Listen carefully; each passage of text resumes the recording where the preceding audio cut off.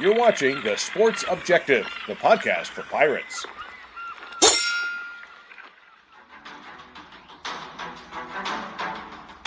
You're watching Pirate Breakdown with Sutton Young. Join Sutton every Wednesday night on The Sports Objective as he talks East Carolina football. Here's Sutton.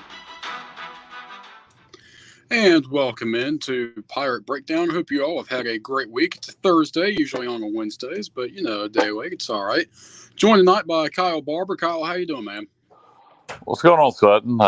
Is interesting bit of weather going on right now. I'm not to jump too far ahead, but I'm anxious to see if we're actually gonna get there tomorrow. Scheduled last I heard, we're scheduled to fly out around 1:30, 2 o'clock, and that's potentially going to be when the worst of the winds are coming through Grayville. So I don't know. It'll be interesting to see. South Florida made all the trouble to move this game from Tampa to Boca Raton. Hopefully, we can get there. Yeah, I was looking at that too earlier in the wind conditions, because obviously we've been covering Hurricane Ian, now brought back into a hurricane, Category 1 hurricane. I mean, it's still whipping through Florida. It's still there, and I'm really thinking tomorrow the team is scheduled, as you said, to fly out tomorrow afternoon. I mean, will they be able to safely? So that's definitely a concern. Yeah, I don't know why we don't fly out either tonight or in the morning. I know it's a chartered flight. I don't know how easy it is to call those audibles to say, hey, let's go ahead and move the flight up to 8 a.m., 9 a.m. Because I think by tomorrow afternoon, particularly depending on the exact path, but we're in a tropical storm warning pretty much all of Eastern North Carolina now. And, I was looking at meteorologist Jerry Jackson, WNCT, said we could have gusts 50 to 60 miles per hour well inland. And, I don't know if you can take off and fly in those conditions. You can fly in those conditions. Mm-hmm. A lot of turbulence. The problem is takeoff. Right. So I don't know again how easy it is to call an audible with these charter flights and see if we can't take off a little earlier. But I'm not running things. But how ironic would that be, Sutton? If we couldn't get down there, and that's the reason the game hadn't played after all the things South Florida did to move it.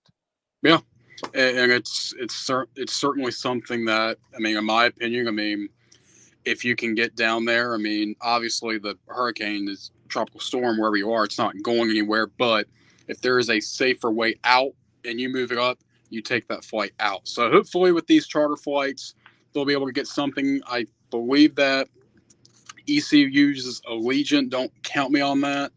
But either way, hopefully they will be able to get out of there. But something that we were not able to get out of on Saturday was a defeat against Navy, who is now 5-0 in Dowdy-Ficklen Stadium. And Kyle, it pains me to say, because we really should have won the game. Yeah, there's no doubt we should have won the game. The game plan on offense, I don't think was working. Obviously, we couldn't establish the run. We were banging our heads against the wall to establish the run. The pass was there. They were getting pressure on Holton at times, but the passing game was still there. We should have went to it more. You lose it in overtime. To me, the play of the game that cost us, and you hate to single him out because he hadn't fumbled the ball very much, but that fumble by Harris in the fourth quarter that gave Navy the short field that they scored at the time, the go-ahead touchdown, and then we ended up tying it. But God, that play was huge to me. But multiple opportunities to win that football game. We look. There's a whole bunch of people that I think are in the panic room a little too soon.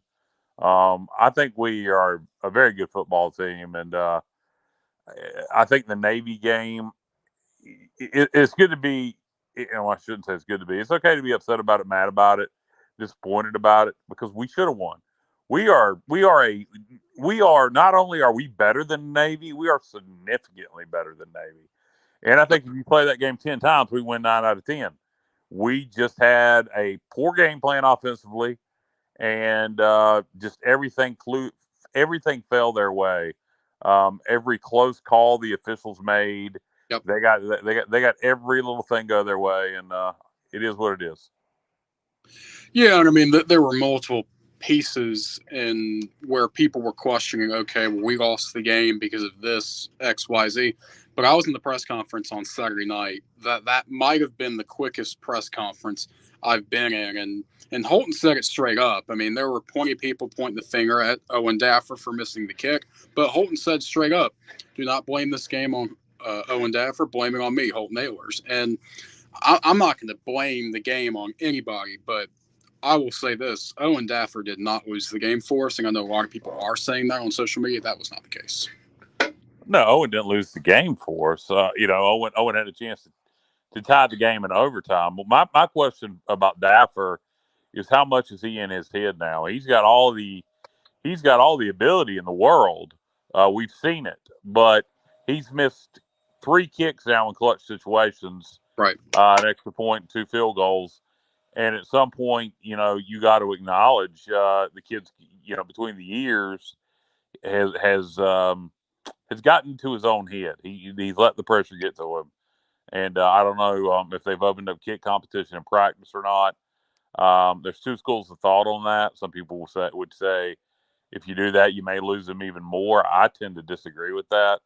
I think if you're a competitor and you open up that kick competition, he needs to believe in himself. And if he doesn't believe in himself, it doesn't matter if the coaches believe in him or not. And so I think competition could be a good thing for him. No, I certainly agree with that. I think that, frankly, every position there should always be competition there. But I mean, like you said, Owen, he's a great kicker. I mean, he got his spark last year at Navy. I mean, and it's unfortunate that he missed the kick this year to beat Navy or to tie the game with Navy and send it to triple overtime. But I do think, as you said, Kyle, that a kicking competition, it would not be bad for this special teams unit because, I mean, I don't know Owen personally, but he seems like a very driven kid and one that I think would respond well to pressure. So I think it's more in the sense of, Owen, I think he'll keep his job the rest of the season and moving forward, but competition is always a good thing to have, and I think it would benefit him. No, it definitely would. And, I think Matt brought this up, Matt Simmons, on one of our other shows. If right now we're in a situation against South Florida, and let's say we got the ball at the 30, and do you kick? It's at the end of the game. Do you have the confidence to send him out there to kick a long field goal for the win, right, or are you leaving your offense on the field right now? And I think most people would say leave the offense on the field. I mean, he may go out there and nail it, and that may be what he needs to get his confidence back. But it's a shaky situation there. But no, just to wrap that part up, he is not responsible for the game. No. He is responsible for his missed field goal and us not going to a third overtime. But we should have won that game in regulation, and that thing should have never even been in overtime. And that's not on Owen. Right, and that's the thing. I mean, as much I don't want to blame the game on anybody specifically, but I personally think that the game after that interception late in the fourth quarter, that to me was, okay, we might be in trouble because that gave Navy the momentum right back. We had the momentum, and we just handed it to them, and we know what happened after that. Again, there were multiple reasons why we lost this game. It wasn't one person. But I'll tell you something else that had a big impact was losing Keaton Mitchell. Yeah, losing Keaton. And, again, that goes back to banging our head against the wall with the running game when it wasn't there. I don't know, we did some nice things in the passing game. I don't know why we didn't go to it more. The interception Holton threw on the 3rd and 1, I challenged Mike Houston there. Why didn't you call a timeout there with 2 timeouts left? You're 3rd and 1, the clock's running. Why you don't call a timeout there and get the right play call in? You got 2 timeouts. That's the time to use it because after that play was over, after he threw the pick, there was only 25 seconds left. When we got to the line of scrimmage, it was like 40-some seconds left after the previous play. So we wasted 20 seconds. So I don't know why we didn't use the timeout there going into that play. To me, Houston's clock management at the end of games has been questionable. Going back to last year. Houston's a great coach. Everybody's got their weaknesses, and I think one of his weaknesses is clock management at the end of games. And he needs to work on that. But that Holton's decision to throw that ball there rather than just pulling it and picking up the first down, it's beyond me why he did that. But like I said, that's one play right there. Obviously, we may have set up ourselves a chance to win it in regulation with a kick from Owen, or who knows, maybe we put it in the end zone. Earlier on that drive, Isaiah Winstead was open on a scramble play. We would have scored a touchdown. Navy would have got the ball back with like a minute 30 left with no timeouts if we'd have scored on that play. But I would have liked our chances there, knowing they had to throw. And then you go back to that fumble by Harris, which gave Navy a short field, and so uncharacteristic of Rajay Harris. No, and you're 100% right there. I was filming for WITN, and I'll be honest, I stopped my footage because I'm like, okay, well, nothing happened here. And then about 5 seconds later, Navy's just celebrating him. I mean, it was a fumble where, I mean, Franco was just shocked because you never see fumbles from Rajay. So that was a big turning point. But I'll say this, on the other side of the ball, I mean, I thought the defense, aside from the fourth quarter, played pretty well.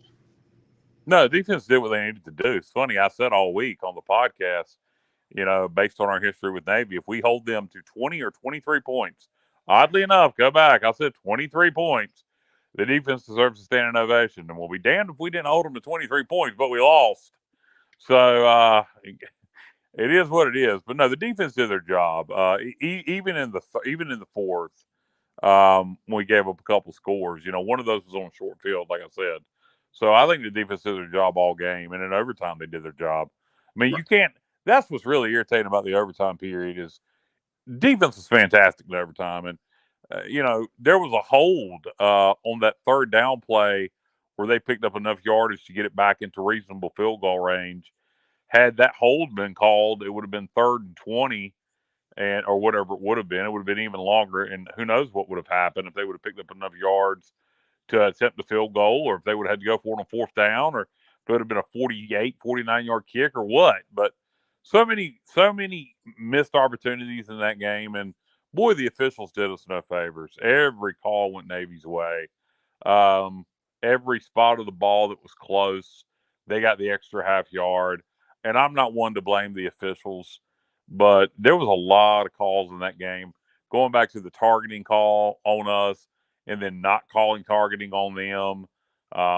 It was several calls in that game that clearly went Navy's way. Yeah, I mean, I'm not going to be one to say, oh, this call was wrong, this call was right. But that targeting call, it because I kept on looking at it. I was on the field and I kept on looking at the Jumbotron.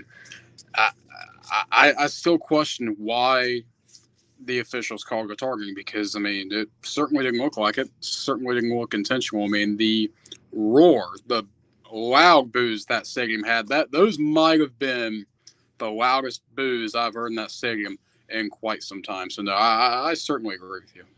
Terrible call. And then later on in the, I think it was in the fourth, it may have been overtime. I don't even remember now. It was late in the game. Holton dives, and Navy hits him as he's diving. And, when a quarterback dives, you got to pull up. And not only did they not throw a flag for target, and they didn't throw a flag for a late hit. And, it can be reviewed. That's one play, as I brought up on another show. Houston was arguing that the targeting penalty, even if the targeting foul is not called on the field, that is a play that can be reviewed even without the flag to see if it should have been targeted. Yep. And once Coach Houston brought it up to the officials' attention, it should have went to the replay booth. Yeah. Oh, no doubt about it, because I thought that was clear cut. But certainly, again, with this Navy game, certainly not the way that we wanted or expected. I mean, I called it last week. I told Bubba on the show I didn't think that it would be a blowout like many people were expecting, but frankly, I certainly did not expect it to be a full-on loss. But now let's move on to USF. Certainly some big storylines here. The game was supposed to be at Raymond James Stadium, and now it's being moved 4 hours to Boca Raton, home of the FAU Owls. Kyle, do you think that the move benefits ECU, or do you think it benefits USF? The move to Boca, I really don't. I really don't know that it benefits either or.